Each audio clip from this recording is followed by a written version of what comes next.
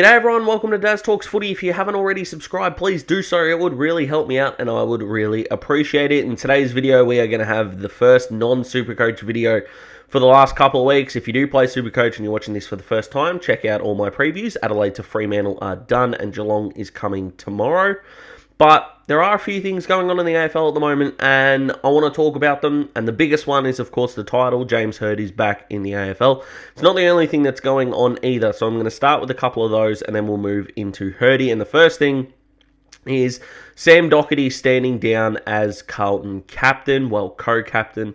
And the debate is going around who should take over, who should be Carlton's leader for this year. But before that, Sam Docherty is probably the best poster boy we've got for men's health in the AFL, and one of the best we've had for a very, very long time. There are so many reasons in the last 2 years to not smile, to not be happy, and sure, he's a footballer and he's getting well compensated, I hope, from the Carlton Footy Club, but this guy has been through hell of COVID and the hell of cancer. Put those two together and he's rocking up to training smiling. How does he do that? Sam Docherty is a champion bloke.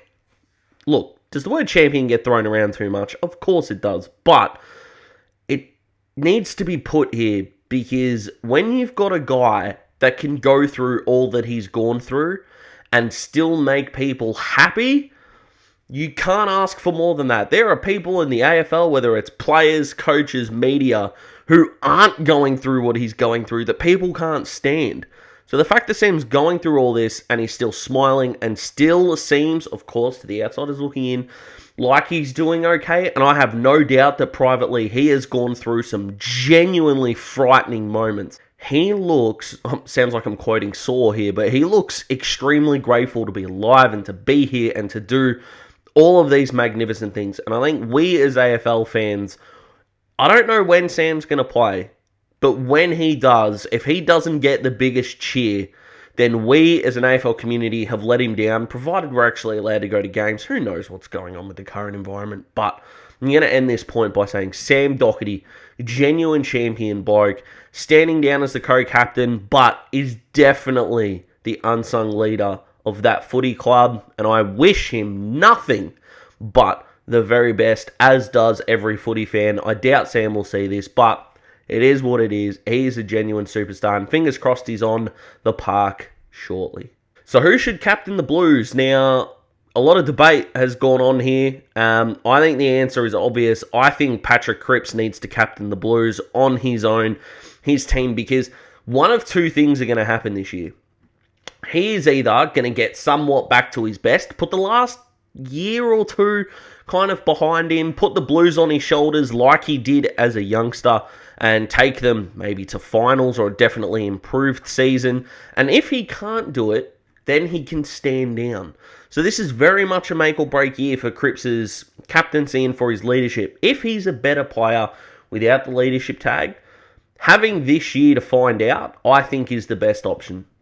Now, if it's not Cripps, a lot of people are saying Sam Walsh. No. Sam Walsh, to me, and this might get a bit of negative response, but I can live with that. He doesn't seem like a captain yet. And you know why? Because he's 21 years old. And yeah, Carey was captain of North for 21 and they went through an outstanding era. But he's an exception, not the rule. Personally, I think if Cripps isn't captain anymore, then it should be Jacob Wiedering.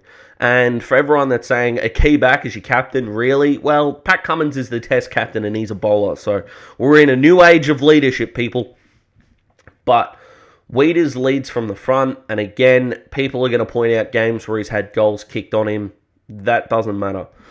For every bad game that he's had that people are going to drive him into the dirt for, he has had an endless amount of fantastic games that he doesn't get the credit for. So it's Cripps on his own, or if they go down a different path, it's going to be Wiedering. I have no doubt that Sam Walsh will be a captain one day, so if Cripps stays, maybe 1 or 2 years, and then we hand it over to Walsh when he's 23, 24, maybe that makes more sense. But for 2022, if the decision's up to me, I'm giving it to Cripps.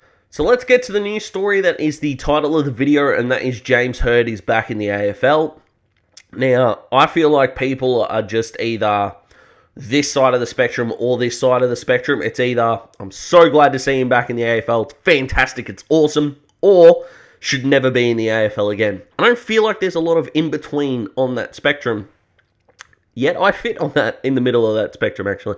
And if you agree with me, that's absolutely fine. You can comment below, you can tell me that. If you disagree with me, that's absolutely fine. You don't have to agree with everything I say. And that's perfectly okay. We can have differing opinions. That's the beautiful thing about having a footy community.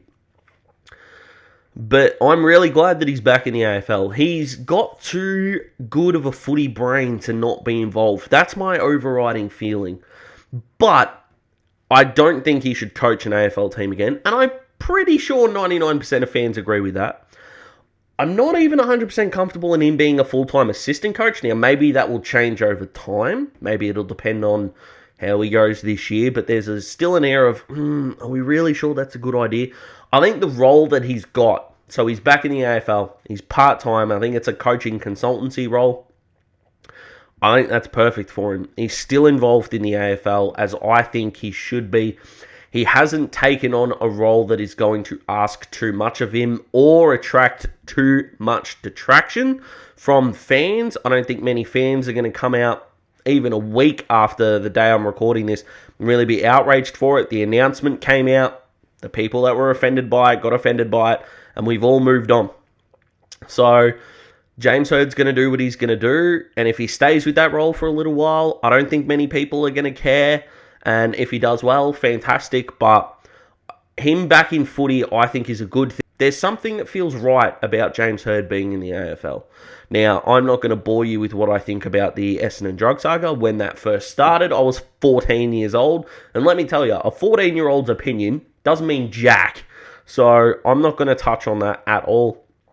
So that's it for this video, guys. A nice, hopefully punchy video here. I hope you enjoyed. If you did, click that like button. More people will see it. Helps with the algorithm. If you haven't subscribed already, please do so. I would really appreciate that. The Geelong, Gold Coast, and GWS Supercoach previews are coming out this week. A non-SuperCoach video will be coming out, and it's actually about something to do with a certain award in the AFL and something that I have built around that. So I'm looking forward to sharing that with you. I hope you're looking forward to seeing it. What do you think about James Hird being back in the AFL? Comment below. Let me know. Take it easy, guys. Hope you enjoyed your weekend. Hope you enjoy this week. I'll see you in the next video. Goodbye.